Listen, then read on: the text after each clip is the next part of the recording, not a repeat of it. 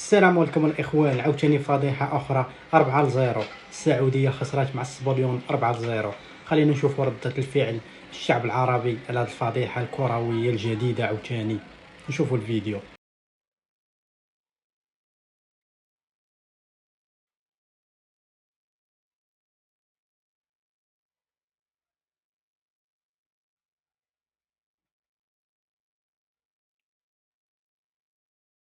والله لعب فاشل، والله لعب فاشل في أول 20 دقيقة. لاعبين خوافين جبناء. تخاف من كورة يا أخي. يا أخي العب زين يا أخي، افتح بدون كورة، العب باص زين، اهدى شوي. أخطاء بدائية يا أخي، بغض النظر إسبانيا قوي، هذا مو لعب منتخبنا، هذا مو لعب منتخبنا. ما حد يعرف يخلص كورة يا أخي. إنا لله. تجي شوف من ذا اللي ورا ذا منو؟ سعود. يا سعود الله يهديك. من قبلها عبد الله العمري وخيبري سالم. يا اخي امسكوا كوره يا اخي، ارجع ورا، العب باص. لا تعذر، اسبانيا قوي. نزلني الملعب هنا، امسك الكوره انا. وش ذا اللعب؟ بوم يا اخوان، شو السالفه يا عيال؟ شو السالفه؟ ثلاثة بشوط. وش مسوين حنا؟ فهموني يا عالم، اقنعوني يا عالم. والله العظيم الدفاع يا اخي نحس بشكل مو طبيعي. ما في تفاهم، تحس ما في تفاهم يا اخوان، تحسون ما في تفاهم بين الدفاع ابدا. كل لاعب يلعب لحاله، كل لاعب اناني يلعب لحاله، هم نفسه بس. 3 بشوط، شكلها 6 7 5. الله يفكنا. اي والله العظيم. تعالوا التعليقات يا حبايب، كيف تشوفون الشوط الاول؟ ماذا يحتاج السعوديه؟ الشوط الثاني التعليقات لكم. عز الله كانها ب5 ولا ب6. توكل على الله. الثاني يا اخي، الثاني ليه؟ يعني بتنتهي 8-7. اول هذا والله بتنتهي 8. يا ساتر استر. المنتخب الاسباني ضرب المنتخب الكويتي 3-0 في نصف ساعة. منتخب الكويت يا رجل، إلى أين يا منتخب الكويت؟ 3-0 في نصف ساعة؟ لا، شكل الكويت بياكل نتيجة تاريخية. شكل المباراة راح تنتهي 10-0. الكويت منتخب للأسف الشديد ما توقعنا أنه راح يظهر بهذا المظهر.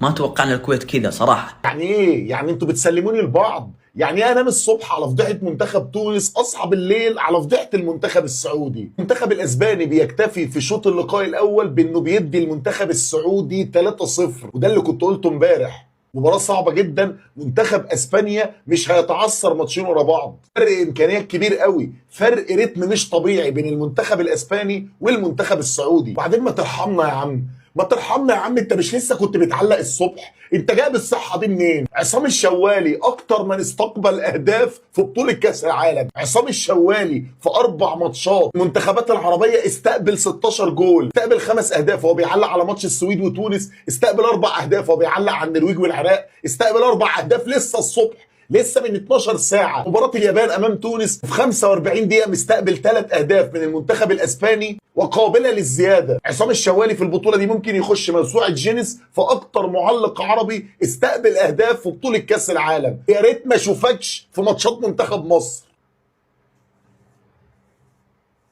يا أخي عرفنا السن. نبي التقييم. احصائيات الشوط الاول بعنوان ما يقدر على القدره الا القادر. دي احصائيات المنتخب الاسباني ودي احصائيات المنتخب السعودي. منتخب اسبانيا باقل مجهود ممكن متقدم على المنتخب السعودي بنتيجه كبيره، والنتيجه قابله للزياده. المنتخب السعودي لازم يتماسك شويه عشان ما يستقبلش عدد اهداف كبير ياثر عليه بالسلب في المباراه الثالثه، لان حتى المنتخب السعودي لو خسر مباراه النهارده لسه عنده امل كبير جدا في الصعود من المجموعه في حاله فوزه على منتخب كاب فيردي. ربنا يستر على منتخب السعوديه في الشوط الثاني، وربنا يستر وما نرجعش بالكلاسيكيات ونرجع بالزمن واسمع المعلق السعودي في الشوط الثاني بعد ما يلاقي لاعب من منتخب اسبانيا بيشرب بقين ميه. محمد له 4 يوم بقول لا تتراجع في 25 دقيقة بس، ولا أكتر من 25 دقيقة كانت كفاية. الفكرة بتاعت الدفاع المفرط والاستسلام ورمي الكورة دي يا اخواننا نهايتها كارثية. انا اظن الاسباني هدت شوية بعد شوية، يعني كان ممكن تكون اكتر من كده. ولسه مرشح انه في 45 دقيقة، فممكن تكون اكتر من كده.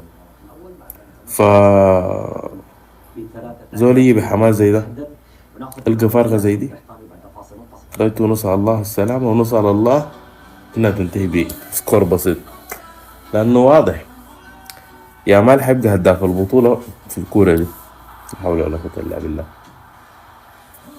ما تنسوا اللايك، ما تنسوا الشير. السلام عليكم. بدأت أفقد السيطرة وأخرج عن السيناريو. يعني لو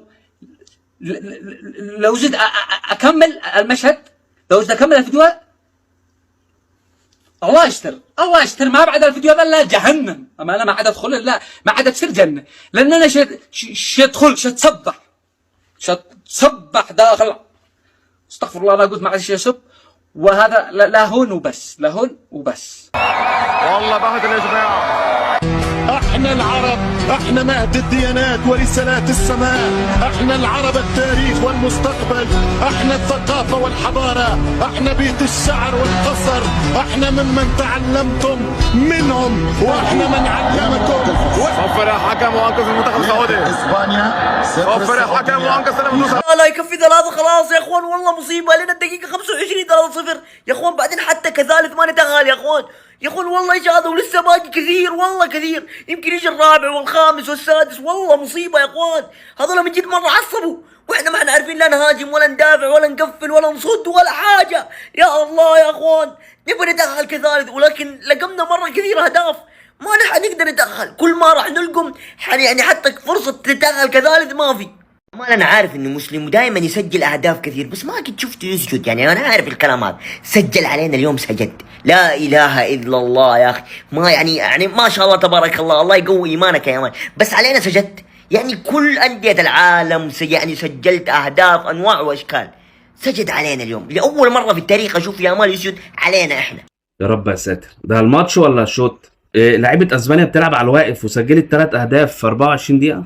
امال لو سرعوا الريتم شويه، الا يعني انا خايف عليكم والله العظيم. ربنا يستر على السعوديه الشوط الثاني. طبعا لامين قبل الماتش قال لك احنا ما بنبحثش عن الارقام، احنا بنبحث عن الالقاب، والكذاب راح ظريفه من الاولاني. اللقطه دي ذكيه ليه بقى؟ لان لامين يامال اختار ماتش زي منتخب مصر مع بلد مسلمه زي السعوديه، وقال لك اسجد فيها عشان احرقهم اكتر. مين هم؟ جمهور الاسباني. والله بكلمك بجد. ده للاسف تقييم لعيبه المنتخب السعودي، بيقول لك اللي كان بيعدي نص الملعب كان بيرجع يقول هو شاف ايه هناك. والاسبان بتشجع سعوديه عرب زينا اللي هيشيلوا 3 النهارده. خايف غير منك يا ابن الصرمه صغير. اللقطه مضيئه، رفع العلم السعوديه عن الارض. ده يا اخر كاس عالم ليك، ما تدينا واحده ارتوزه بتاعت الارجنتين كده. هو ابن الصرمه اللي عملها، انا عارف. خلي بالك فتوح كان قطع عليه ميه ونور. ده حقيقه اسبانيا جابت الثاني، اسبانيا جابت الثالث فيه. مي عتقيسر بي الصبليون ضاربه السعوديه ب3 البيوت في ثلث الساعه الاولى ديال الشوط الاول. لامين يامال فتح لهم الشهيه بالبيت الاول. الخصيم هذا اللي كيتعتبر من السكان الاصليين ديال منتخب الصبليون